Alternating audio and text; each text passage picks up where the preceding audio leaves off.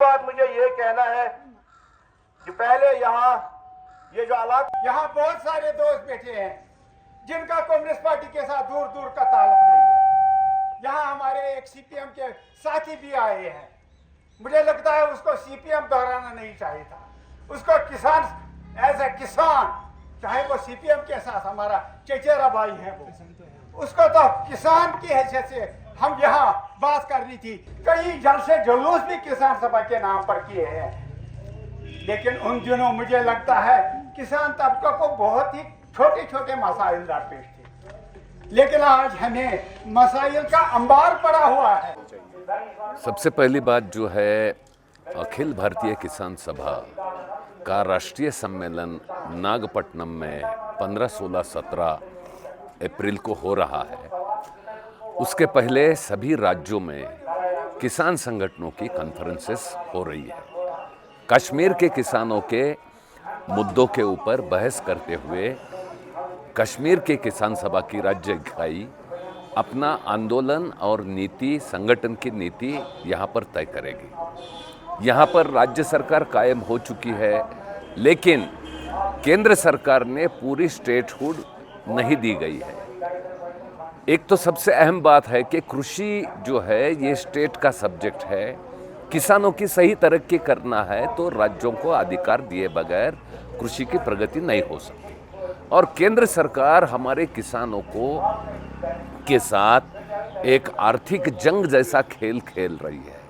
इस देश के अंदर सारे किसान जो है वो जो भी चीज़ों से उस किसान की उपज से उसको थोड़ा पैसा मिलने लगता है, वो पैसा ख़त्म करने के लिए सरकार इंपोर्ट्स कर लेती है। कपास की इंपोर्ट करती है, एप्पल्स की इंपोर्ट करती है। 3 लाख करोड़ तक इंपोर्ट्स गए हैं, जिसके चलते किसानों को बर्बादी हुई है। अभी जो बात चल रही है इंडो यूएस ट्रेड के, अमेरिका ने जो टैरिफ लगाया है उसके खिलाफ सरकार ने आवाज़ सरेंडर किया है, आवाज़ नहीं उठाई है।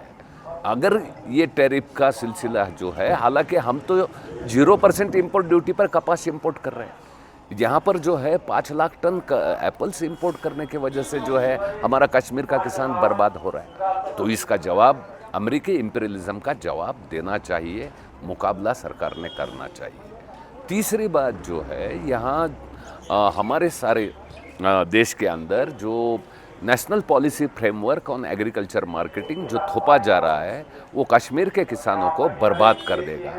वो सारा हॉर्टिकल्चर हमारा उसमें ख़त्म हो जाएगा। जो कोऑपरेटिव यहाँ पर मजबूत करना ज़रूरी है, जो कोऑपरेटिव स्टेट का सब्जेक्ट है। कश्मीर को पूरा स्टेट हुड दे के एग्रीकल्चर किसानों के कोऑपरेटिव्स को गतिमान करना ज़रूरी है। ज़रूर रेल पहुंच रहा है, क्या ये रेल जो है कश्मीर के एप्पल्स को पूरे देश के मार्केट में देने के लिए जाने के लिए सुविधा किसानों को उपलब्ध की जाएगी? वो नहीं की जाएगी। कोल्ड स्टोरेज जो है, कोऑपरेटिव कोल्ड स्टोरेज क्यों नहीं खोले जा रहे हैं? और सही उपज का दाम किसानों को मिलना, ये आज की ज़रूरत है। उसके साथ लोन वेवर और सारी किसानों की मांगे के बारे में ये कॉन्फ्रेंस बहस करेगी और अपने आंदोलन की रणनीति तय करेगी। मैं और मेरे साथ क्षीर सागर रंजन साहब, जो ऑल इंडिया किसान सभा के सदर हैं, हम दोनों यहाँ पर इस कॉन्फ्रेंस में आए हैं किसान सभा की, ताकि हम अपने ज़ाती तौर पे सुने और समझें कि यहाँ के किसानों के मसाइल क्या हैं।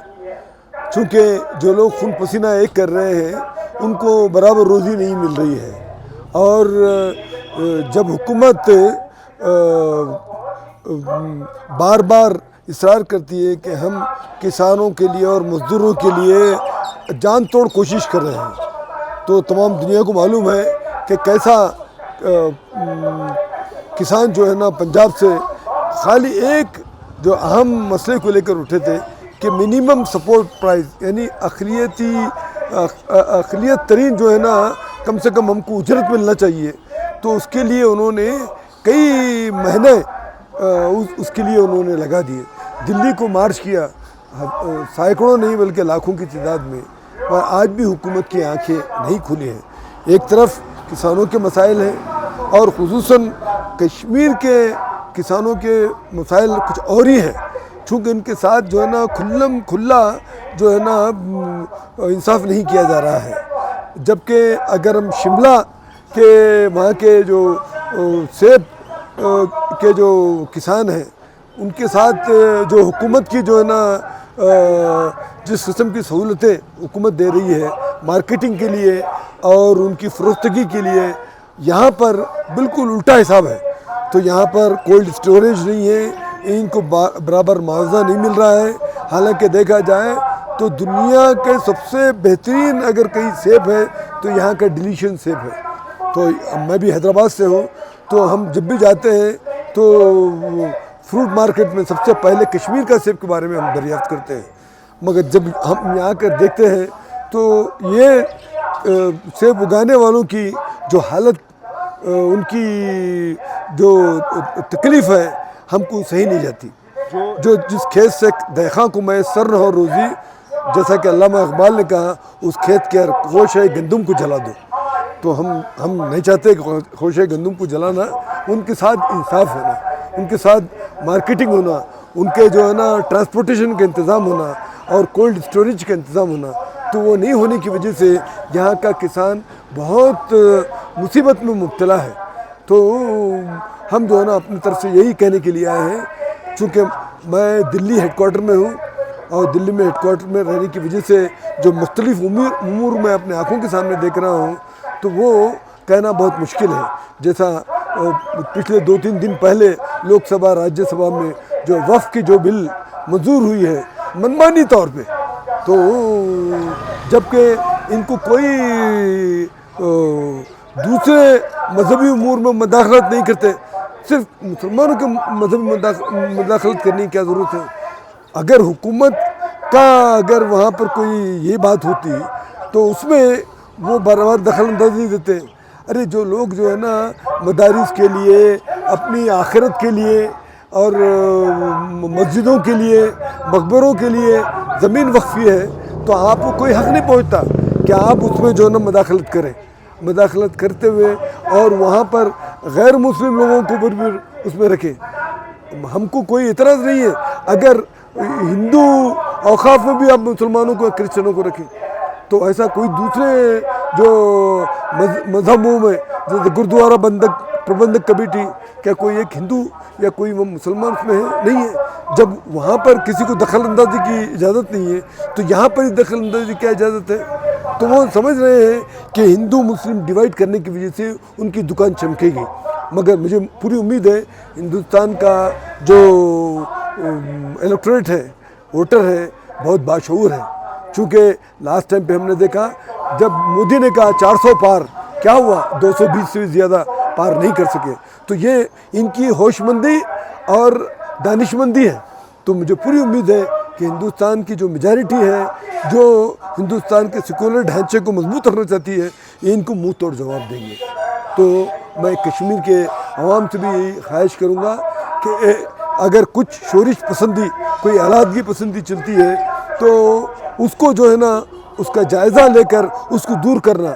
इसलिए खाली यूँ तो बोलना बहुत आसान है, मगर उसका बुनियाद क्या है, उस बुनियाद की तरफ जाकर हम उस बुनियादी मसाइल को अगर हल करें तो जाहिर है कि ये तमाम चीज़ें अपने आप बेअसर हो सकती हैं, ज़ायल हो सकती हैं। तो मैं कम्युनिस्ट पार्टी ऑफ इंडिया की तरफ से मैं तमाम लोगों से ये अपील करूँगा और आखिर में मैं कहूँगा कि मैं as a ex parliament member के हैसियत से, चूँकि यहाँ पर जो नेशनल हाईवे 444 खाली यहाँ पर संग बुनियाद डाल के उसके बाद कुछ काम नहीं किया गया था, तो मैं वहाँ पर जाके वज़ीर जो नेशनल हाईवेज़ के जो वज़ीर हैं उनसे बात किया और अभी एक हफ़्ता पहले जाके फिर उनको याद दिलाया कि हमने एक मेमोरेंडम दिए थे, तो मेमोरेंडम में क्या क्या अशर हुआ है। तो उन्होंने कहा कि एक लेटर भेजो, तो मैं रिमाइंडर लेटर भेज के वो लोग उन लोगों ने हमको विश्वास दिलाया है, तयक़ुन दिया है कि हम ज़रूर जब हम वादा किए हैं तो उसको पूरा करेंगे। तो मुझे उम्मीद है कि इस ज़रिए से नेशनल हाईवे अगर इधर यहाँ पर अच्छा हो जाए तो हमारा जो है ना आमद और रफ्त, हम लोग नस्ल और भी तेज़ी से होते हुए यहाँ की आमदनी बढ़ सकती है और किसानों के मसाइल हल हो सकते हैं। मैं इस मौके पर तमाम कश्मीरी अवाम को मेरी तरफ से दिली मुबारकबाद देता हूँ। शुक्रिया।